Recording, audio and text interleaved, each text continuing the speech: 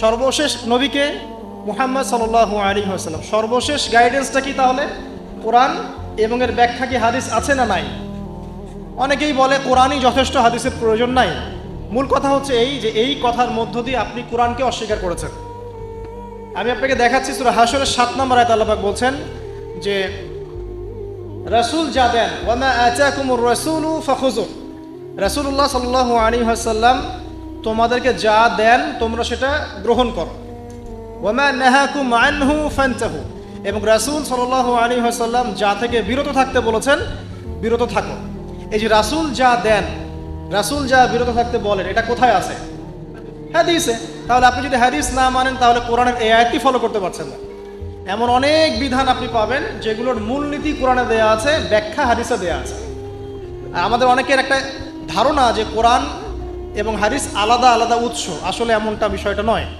কোরআন এবং হাদিস একই উৎস থেকে এসেছে, একই সত্তার পক্ষ থেকে আসা অভ্রান্ত সত্যের উৎস।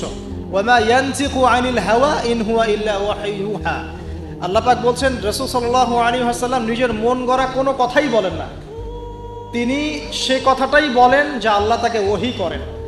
রাসূল যে বলেছেন এই যে দাড়ির কথা, টুপির কথা, এই যে আপনার পাগড়ির কথা, টাকনুর উপরে কাপড়ের কথা, এগুলোর মন থেকে বলেন নাই, নিজের ইচ্ছা থেকে বলেন নাই, আল্লাহ পাকের আদেশ এসেছে বলেই বলেছে। প্রতিটা কথাই আল্লাহর ওয়াহী। এই কারণে এখানে কোরআন এবং হাদিস দুটো শাস্ত্র হয়েছে, আলটিমেটলি দুটোই কিন্তু একই উৎস থেকে আসা। এখন আপনি গাইডেন্স পেলেন দুনিয়াতে কি কি ফলো করে চলবেন। এখন এই কোরআন এবং হাদিস কি হাতে ধরিয়ে দেওয়া যথেষ্ট?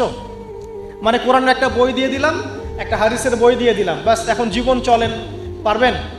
পারা যায় না। এটা কি এত সহজ? কোরআন ধরিয়ে দেওয়া হলো, হাদিস ধরিয়ে দেওয়া হলো, এখন আপনাকে বলা হলো আপনি চলেন, তাই কি হবে? হবে না। এই কারণে আল্লাহ রাব্বুল আলামিন শুধু হেদায়েত পাঠিয়েই ক্ষান্ত হন নাই, নবী রসুলও পাঠিয়েছেন। আমি কি বুঝতে পারছি? আল্লাহ পাকের দয়া দেখেন। এবং নবী রসুল পাঠাতে পাঠাতে কেউ বলে 1,24,000, কেউ বলে 2,24,000, তাই না? সংখ্যাটা যাই হোক না কেন, সর্বশেষ নবী হিসাবে আপনি পাচ্ছেন নবী মুহাম্মদ সাল্লাল্লাহু আলাইহি ওয়াসাল্লামকে।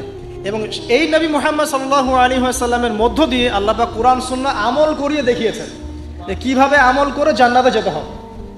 তাহলে আপনি রবকে চিনলেন, গাইডেন্স পেলেন, এবার রাসূলও পাচ্ছেন, একজন মুর্শিদ পাচ্ছেন, আপনি একজন পথ প্রদর্শক পাচ্ছেন। কাকে ফলো করবেন, কিভাবে ফলো করবেন? আল্লাহ পাক নামাজ পড়তে বলেছেন, যেভাবে ইচ্ছা সেভাবে নামাজ পড়তে পারবো না।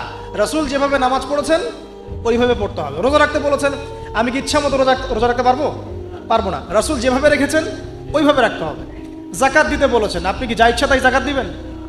রাসূল যেভাবে দিয়েছেন সেইভাবে দিবেন। ঠিক এভাবেই আপনার জীবনের প্রতিটা কাজ, একদম ঘুমানো থেকে শুরু করে ঘুম থেকে ওঠা, ইস্তেঞ্জা করা, খাওয়া দাওয়া করা, কাপড় পরা, নামাজ পড়া, জিকির করা, আপনার তাসবিহ তাহলিল তিলাওয়াত, ইলম অর্জন করা, আমল করা, আর কি বলবো, এই যে আপনার ব্যবসা, আপনার চাকরি, আপনার এই যে সমাজ পরিচালনা, রাষ্ট্র পরিচালনা, সব কিছুর একটা গাইডেন্স দেয়া আছে। কোরআন সুন্নাহয় গাইডেন্স আছে এবং সেটাকে প্র্যাকটিক্যালি আমল করে কে দেখিয়েছেন? রাসূলুল্লাহ সাল্লাল্লাহু আলাইহি ওয়াসাল্লাম এবং তার সাহাবীগণও তাকে ফলো করেছেন। এই যে আপনি এখন গাইডেন্স পেয়ে গেলেন, ব্যাস আপনার দুনিয়ার জীবনটা চলাটা কি হলো? সহজ হলো। এখন যদি কোনো ব্যক্তি তার জীবনের 24টা ঘন্টাকে রাসূলুল্লাহ সাল্লাল্লাহু আলাইহি ওয়াসাল্লামের সুন্নাহ মতো ঢেলে সাজায়, ইনশাআল্লাহ তাআলা সে অবশ্যই জান্নাতে যাবে ইনশাআল্লাহ। এবং সে ইনশাআল্লাহ হাউজে কাউসারের পানিও পাবে, রাসূলের সুপারিশও পাবে, অনন্তকাল সে জান্নাতে চিরস্থায়ী হবে ইনশাআল্লাহ।